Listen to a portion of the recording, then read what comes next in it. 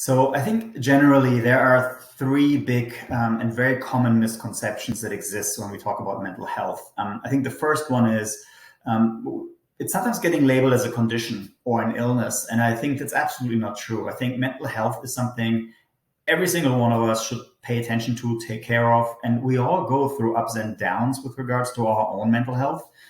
So I think it's really dangerous to just label it as, like I said, like a condition that happens to people, because we're constantly all in charge of and responsible for our own mental health, and I think looking at it through that lens actually makes it a shared responsibility, not something that some people have to deal with. So I think that's number one. Number two is a big misconception also is that it's a weakness. I think very often when we talk about mental health, people sort of think that it's not really portraying strength when you either address it, when you deal with it, or when you're trying to sort of like take care of your own mental health. And I actually think it's important to address that, because everyone who does take care of their mental health, I think, demonstrates a strength and a responsibility and accountability to themselves. And I think almost like reshaping the conversation a little bit in that sense is really important, because it takes it from a weakness to a strength.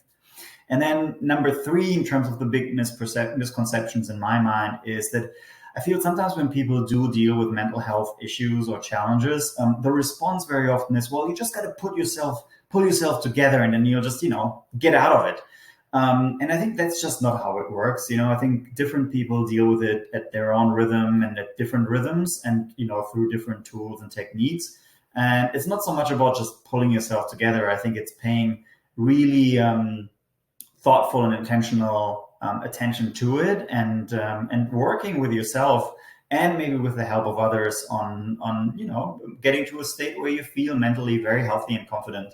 And that is not something you got to pull yourself out of. It's something you have to work on, and we all should, and we should pay attention to all the time. So it takes work, and it's definitely worth it. And I think if collectively we could reshape the conversations around these three big misconceptions, then the conversation will change. And I think that would be great.